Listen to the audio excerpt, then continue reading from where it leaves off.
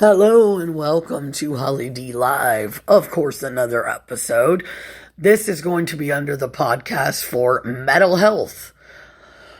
Because I take the hardcore approach into dealing with sensitive mental health issues that we all face. And today I'm talking about something that my friends have been dealing with: toxicity in relationships. When is it time to fucking cut it? Yeah, man. There are so many people I know that when I even read about like what's toxic and, what's not and whatnot, I was like, man, half of the people I know, some of them are in toxic relationships.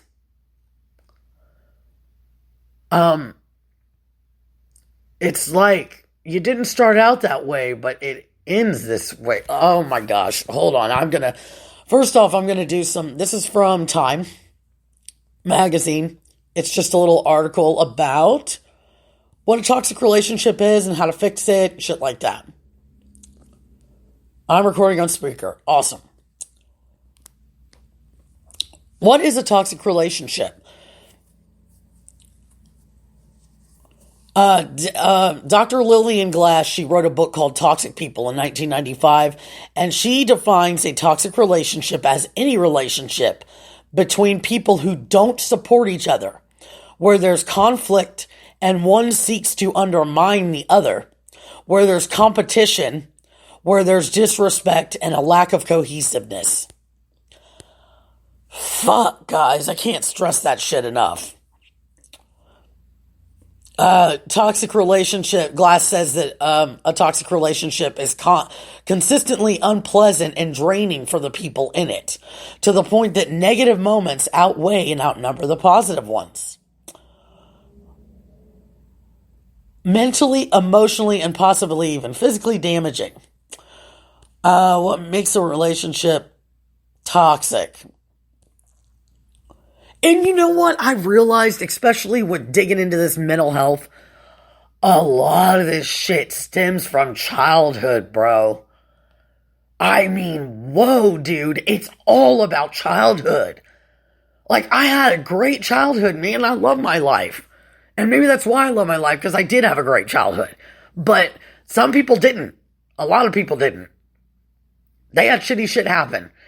And maybe toxicity in a relationship is all they saw. And maybe it's all they knew. So now it's all they know. And they weren't taught otherwise.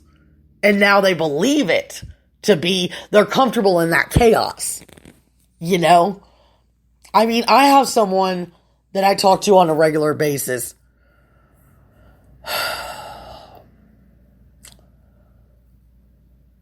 She drives around following him. She's upset. It's crazy. You know, they're racing each other on the freeway. You know, I don't know how many miles an hour, yelling at each other. It's dangerous, and they will not stop it. And I feel for them, but eventually that is their decision, their business. But yeah, it's toxic as hell. What makes a relationship toxic? It says, either romantically or as a child, maybe they were in a toxic relationship. Maybe they didn't have the most supportive, loving upbringing. Oh, I just said that. I just fucking said that. Fuller says they could have been bullied in school. They could be suffering from an undiagnosed mental health disorder, such as depression or anxiety or bipolar disorder, an eating disorder, or any form of trauma. I'm telling you, man, it all comes back to fucking mental health. When it talks about when you bring up past shit from other relationships, when you won't let shit go in a relationship, when you throw it back up in their face, when it's just reliving the same argument over and fucking over. Oh my God. It all stems from, not everybody has disorders, but you know, everybody, there is no such thing as normal. And if you believe so, look it up and think again. than go out and live some life and then come back to me and tell me that there's a fucking normal in this life at all. I haven't seen everything, but man, what I have seen, dude, everybody deals with shit. Everybody. And some people are better at hiding it, and some people are good at pretending. I was really good at pretending that everything was fine for a long time. And I didn't get my, and it boiled over, and I needed help, man, and it got bad. I went to a mental hospital and stuff, but it's what we don't deal with. And I'm so passionate about this, because when you nod it off, something that happened to you, whether it is something as simple but as so effective in a horrible way, like as being bullied, that affects someone's whole life. Everything that you have said to that person echoes in their fucking ear. I have been bullied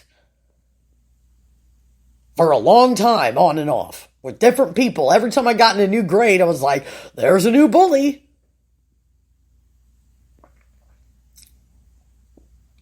And you get your feelings hurt. It totally ruins your self-esteem. And most of the time when you do get bullied, it is at such a young age. Whether you're in grade school, middle school, but it can happen when you're in college. It can happen when your friends can bully you sometimes. Maybe they're not true friends, but motherfuckers who are teasing you and stuff like that. And yeah. I had a bully when I was incarcerated. And you know what? I told her to shut the fuck up. I said, I'm not having this anymore. She was taking TV time away. When it's everybody has to get the trays. You take turns getting trays every day. Like the trays that you eat on. You have to pick them up and put them on the rack and whatnot. And when you do that, it is your remote. You have the remote to the television. Well, this chick was taking the remote on other people's TV days and just bullying them out of it. I was like, that shit ain't gonna fly. I mean, I've stuck up for a lot of bullies, man. There was a lot of, like mentally retarded people that they would make fun of, I remember in junior high. And I always stuck up for this one, but his name was Billy. And I hated them. I hated them so much. And at one point, because I was bullied for so long, I kind of became a bully to defend myself. And I went about it the wrong way. And thank God I grew out of it. And I turned into Holly Hump-a-Lot and whatnot. But that's for another day. But, yeah, man, it affected me. Every nickname, everything they've ever said, everything that they said out loud, everything that they tried to do, laughing about it and snickering about it and shit like that. You think you're cool, motherfuckers. Okay, you think you're real fucking cool? Alright. See how fucking cool you are, dude, when you're later on down the line, you ain't got nobody because you treated everybody in the world like shit. Now I treat people the way I want to be treated. The golden rule. But, yeah, bullying, think again if you think the fucking bullying isn't serious. Let's see. It says, Glass says, the author of the book, toxic relationships are simply the result of an imperfect pairing. Like two people who both need control, or a sarcastic type dating someone with thin skin. It's just that the combination is wrong. What are the warning signs of a toxic relationship? The first and simplest is persistent unhappiness, guys. If a relationship stops bringing joy and consistently makes you feel sad, angry, anxious, or resigned, like you sold out, it may be toxic. You may also find yourself envious of happy couples. And I was just talking about that for an hour with some good friends of mine last night. Excuse me. Sorry, I burped. I've been drinking Coca-Cola today. Yeah, misery loves company, and I think a lot of what people want so bad when they see it in others, they get jealous. And like you said, jealousy, that is a childhood behavior that if you don't deal with, it'll roll up in your motherfucking adult life. I just got rid of it a year and a half ago. All that fucking jealousy I had of everybody. Oh, dude, just jealousy. The jealousy just never ended. I didn't realize how much shit I had. A lot of bad traits. It also says, Fuller says negative shifts in your mental health, personality, or self-esteem are all red flags too. She talks about mental disorders again. Feeling like you can't talk or voice concerns to your significant other is another sign that something is amiss. Look out for changes in your other relationships or in the ways you spend your free time. You may feel bad for doing things on your own time because you feel like you have to attend to your partner all the time. And that is your partner seeking attention, constant attention. That is your partner getting jealous whenever you're spending time with someone else. I don't care if it's a girl, a guy, girl on girl, it don't matter. This is gender irrelevant. You cross the line when you're not your individual self anymore and you're giving everything to your partner. Oh my God. Damn it, I resonate with that. I don't know, it's just because a lot of, I have a couple of really close friends that are going through this, and I just see it. I'm just passionate about it. Finally, Fuller says concern from family or friends should be taken seriously, particularly since people in toxic relationships are often the last to realize it. What should you do if you're in a toxic relationship? If any of those red flags sound familiar, it's time to take action. If you feel that you're in physical danger, and then they actually give a phone number, guys. Because what they're saying is, even if it's not physical, whatever damage that's already been done, more damage is on the way. If it has gotten this bad, maybe you don't want to let go of that person. Maybe you think you love that person. Maybe you do love that person, but get this. When you already hit toxic, there is no love anymore. It's obsession. It's jealousy. It's the 7 deadly sins. And physical or emotional harm, it'll keep on coming. Which is why I think to give the phone number. If the harm is emotional or mental, you'll have to decide if it's possible to work through the issue. If underlying triggers such as depression or trauma are influencing one or both individuals' behaviors, Fuller says therapeutic or medical treatments may help. Glass agrees that getting to the root of the problem is important, but sometimes the answer may be to walk away. Yes, people have support groups. That's pretty much what it says on the Time website. But yeah, if you are in a toxic relationship, hello? Okay. If you are in a toxic relationship, yelling at each other, oh, there was one. I'm going to talk to Google real quick because that's what I do.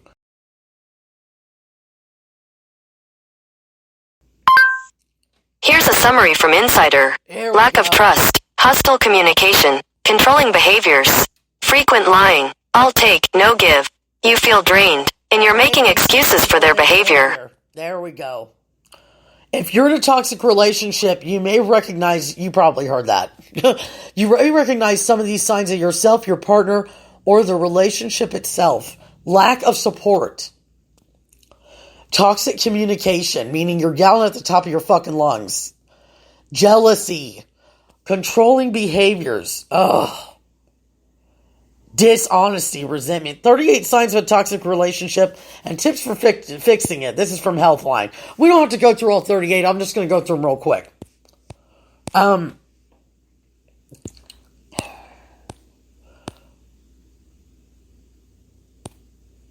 right, lack of support. Your time together has stopped being positive or supportive of your goals. Healthy relationships are based on a mutual desire to see the other succeed in all areas of life. All areas of life. Sometimes with people that we're in relationships with, we're lucky if we get one or two, and it's because of jealousy. Well, it's normal to experience jealousy from time to time. Caraballo, I guess that's someone referenced in this Healthline article, explains it can become an issue if you cannot get yourself to think or feel positively about their success because misery loves company. I want to say it again. Misery loves company. And if they are miserable and they see you fucking happy, they're not going to want to do it. So what are they going to do? They're going to piss you off so much to the point where you get upset and fuck up your whole day just so that you can attend to them and argue with them and be totally, consumed with talking to them and angry text messages and fucking constantly calling them. That is horrible. That is horrible behavior. That is toxic behavior. That is no way to fucking live. Controlling behaviors. Questioning where you are all the time. Or becoming overly upset when you don't immediately answer text messages are both signs of controlling behavior, which can contribute to toxicity in a relationship. In some cases, these attempts to control over you can be a sign of abuse. Resentment. Holding on to grudges. Enough said. Dishonesty. You find yourself constantly making up lies about your whereabouts or who you meet up with to avoid spending time with your partner. Damn. Patterns of disrespect, being chronically late, casually forgetting events, and other behaviors that show disrespect for your time are a red flag. Negative financial behaviors. Your partner might make financial decisions, including purchasing big-ticket items or withdrawing large sums of money without consulting you. Constant stress. A normal amount of tension runs through every relationship, but finding yourself constantly on edge is an indicator that something's off. Ignoring your needs. Going along with whatever your partner wants to do, even when it goes against your wishes or comfort level, is a sure sign of toxicity, says clinical psychologist Catalina Lawson, PhD. For example, you might agree to a vacation they planned, either intentionally or unintentionally, for dates that aren't convenient for you. Lost relationships. You've stopped spending time with friends and family, either to avoid conflict with your partner or to get around having to explain what's happening in your relationship. Yeah, avoiding them. That makes sense. Lack of self-care, not taking care of yourself once enough said, hoping for change. This is one that just touched me on this. People get in relationships with someone, when you are dating someone and they say, this is the way I am, I have the best hope that whoever you are out there, believe them. If they know who they are, they will not change. You cannot change them. Not everyone, but a lot of people, male and female, get in these relationships expecting their partner to change over time. That is not going to happen. Half of the time, it does not. And if they change, why are you wanting them to change? For you? To make it more convenient for you? Because if they know who they are, they should be proud of who they are. And if you're putting who they are down, then there's something wrong with you. I had to say that. Walking on eggshells. Oh, my ex used to say this to me because I was real toxic. I went into psychosis and stuff. You worry that by bringing up problems, you'll provoke extreme tension, so you become conflict avoidant and keep any issues to yourself.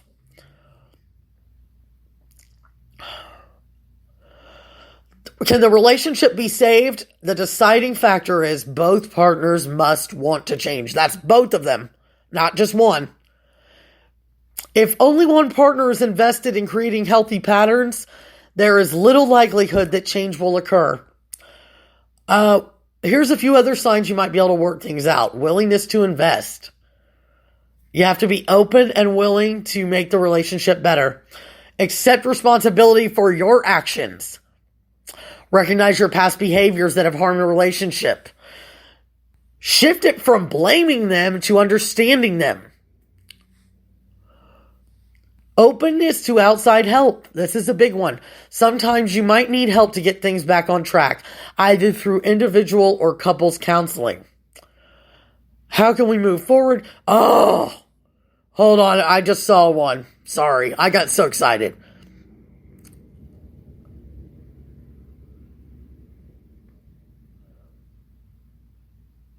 Ooh, toxic relationships often occur as a result of long-standing issues in the current relationship or as a result of unaddressed issues from prior relationships. Here are some steps to turn things around. Don't dwell on the past. How many times are you going to bring up fucking, remember that time when you fucking, dude, it does not, it's not going to help anything.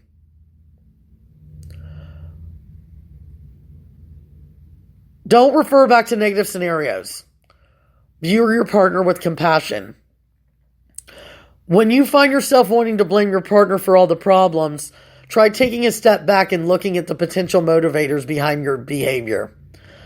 Had they been going through a hard time at work? Was there some family drama? Etc. Start therapy. That's an option. Find support. Practice healthy communication. It's all about that. Pay close attention to how you talk to each other as you mend things. And be gentle with each other. Be accountable. Both partners must acknowledge their part in fostering the toxicity. This means identifying and taking responsibility for your own actions in the relationship. It's also about being present and engaged during difficult conversation. Heal individually. And hold space for the other's change. Yeah, I thought that was really awesome. But yeah, all in all, guys, you know when it's time to go. But you don't want to. And just let's say you've loved this person forever and it just turned into toxicity. And you don't imagine yourself with anyone else but you and this person. If you're not willing to change and they are not willing to change and it continues, first off, it's going to get way worse because I've seen it firsthand and I've been in a toxic relationship, me being toxic too, way toxic. I own my shit. It's going to get way worse. It's not going to get any better. They're kidding them, you're kidding yourself if you think it's going to get better by continuing to do what you're doing. Controlling them and fucking the jealousy and all the fucking phone call. It's ridiculous. And it's totally unhealthy. And it's like, it counters obsession. But anyway, what was I going to say? Not dwelling on the past, but toxic, yeah. If you are in a toxic relationship, and, oh yeah, let's say that you love that person forever. That doesn't mean that you won't get back with them someday. Everybody has fate, I think. If you don't believe in fate, you believe in pathways, right? Everybody has a certain path, a crossroads at some point in their life that they can go down. And who knows, maybe you won't be with that person, but you know what? There's either more around the corner, or if that is your person and it is destiny that you're to be together. I believe in that stuff. Even if you don't, even if you're meant to be, or if karma or fate or whoever pulls them back into your life, into your direction at the right time, when you both healed and you both are in a good spot, then hell yeah, dude. But if it's not divine timing, it's not going to fucking work. And you cannot force it to work. I just want to put some light on that. Because I'm saying half of this to myself. I'm not in a relationship right now. I've been single for I don't know how long. Since non. But, yeah. I fucked that one up royally. Oh, she's all I ever think about. But anyway, moving on. I did. I royally fucked that up.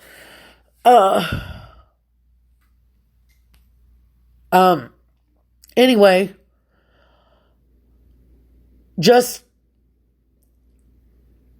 if it's physical harm, you got to get out now.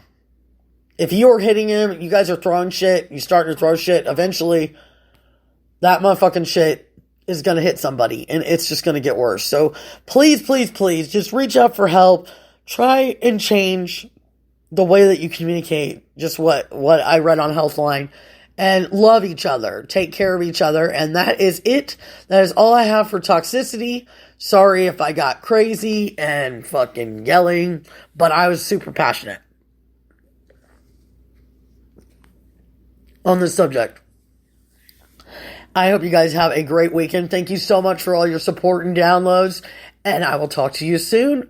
Another episode of Mental Health. Thank you for tuning in. Love y'all. Peace.